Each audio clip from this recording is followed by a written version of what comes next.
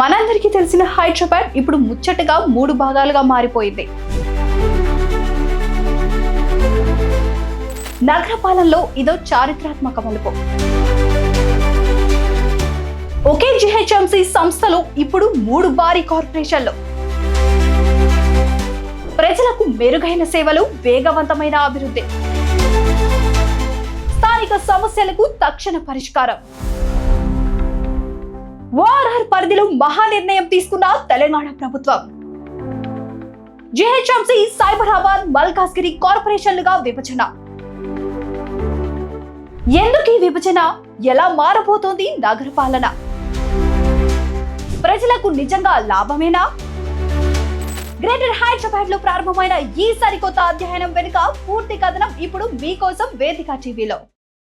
వేదిక టీవీకి స్వాగతం. గ్రేటర్ హైదరాబాద్ ఇప్పుడు ముచ్చటగా 3 కార్పొరేషన్లుగా మారిపోయింది. ప్రజలకు మెరుగైన పాలనను అందించే లక్ష్యంతో తెలంగాణ రాష్ట్ర ప్రభుత్వం చారిత్రాత్మక నిర్ణయం తీసుకుంది. నగర ప్రజల అవసరాలను దృష్టిలో ఉంచుకొని పెరిగిన జనాభాకి అనుగుణంగా గ్రేటర్ హైదరాబాద్ నగరాన్ని 3 పరిపాలనా విభాగాలుగా చేయాలని ప్రభుత్వం నిర్ణయించింది. అందులో భాగంగానే జిహెచ్ఎంసిని 3 ఇండిపెండెంట్ మున్సిపల్ కార్పొరేషన్లుగా మార్చింది. ఇకపై ఓఆర్ఆర్ పరిధిలోని నగరాన్ని జిహెచ్ఎంసి, సైబరాబాద్, మల్కాజ్గిరి కార్పొరేషన్లుగా విభజిస్తూ ప్రభుత్వం బుధవారం అధికారిక ఉత్తర్వులు జారీ చేసింది. హైదరాబాద్ పాత నగరంతో పాటు ప్రధాన నగర ప్రాంతాల్లోని 6 జోన్లు దీని పరిధిలోకి రానున్నాయి. ఈ 3 విభాగాలకు మున్సిపల్ శాఖ ప్రత్యేక ప్రధాన కార్యదర్శి జయేష్ రంజన్ ను స్పెషల్ ఆఫీసర్ గా నియమించింది.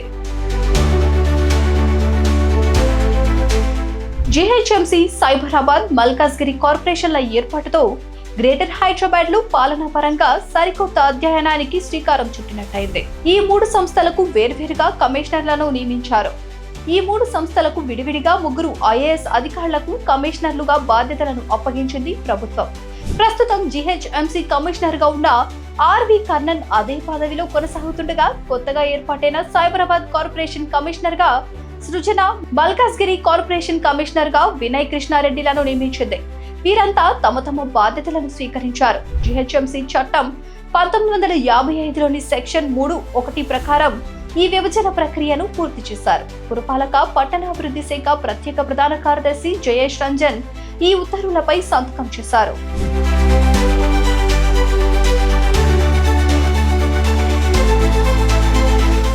జిహెచ్ఎంసి చట్టం 1955 సెక్షన్ 3(1) ప్రకారం జిహెచ్ఎంసి, సిఎంసి, ఎంఎంసీలు విభజించడంతో గతంలో ఉన్న 150 డివిజన్లు కాస్త 300 డివిజన్లకు పెరిగాయి. ఇక సర్కిళ్ల సంఖ్యను 30 నుంచి 60 సర్కిళ్లకు పెంచారు. మొత్తం 60 సర్కిళ్లలో జిహెచ్ఎంసి 30 సర్కిళ్లు, సైబరాబాద్ కి 16 సర్కిళ్లు, మల్కాజ్గిరికి 14 సర్కిళ్లు కేటాయించారు. మొత్తం 12 జోన్లతో పరిపాలనా వ్యవస్థ అమల్లోకి రానుంది.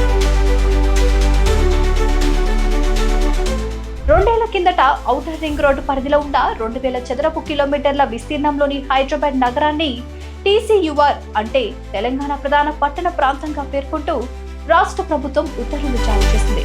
ఓఆర్ఆర్ పరిధిలోని భూభాగంలో ఒకే రకమైన పరిపాలనా వ్యవస్థను అందుబాటులోకి తేవడమే దీని లక్ష్యం. 2024లో 51 శివారు గ్రామాలను సమీప మున్సిపాలిటీలు, నగరపాలక సంస్థల్లో విలీనం చేసింది.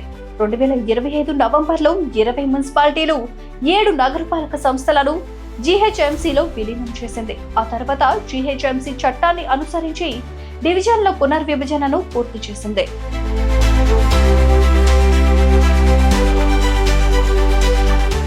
ఈ విభజనతో 3 కార్పొరేషన్లు ప్రత్యేక చట్టబద్ధ సంస్థలుగా ఉంటాయి. ఈ పునర్వ్యవస్థీకరణ ద్వారా మౌలిక సదుపాయాల కల్పన వేగవంతం అవడంతో పాటు ప్రజా సమస్యలు త్వరితగతిన పరిష్కారం అవుతాయని అధికారులు భావిస్తున్నారు. గ్రేటర్ హైదరాబాద్ కార్పొరేషన్ పదవీకాలం ముగియగానే కొత్త కార్పొరేషన్లు ఏర్పాటు చేశారు. త్వరలోనే ఎన్నికలు కూడా నిర్వహించే అవకాశం ఉంది. త్వరలోనే అన్ని కార్పొరేషన్లకు పాలక వర్గాలను కొలువు తీర్చే అవకాశం ఉంది. ఈ వీడియో మీద మీ అభిప్రాయాన్ని కామెంట్ చేయండి. ప్లీజ్ సబ్స్క్రైబ్ టు వేదిక టీవీ.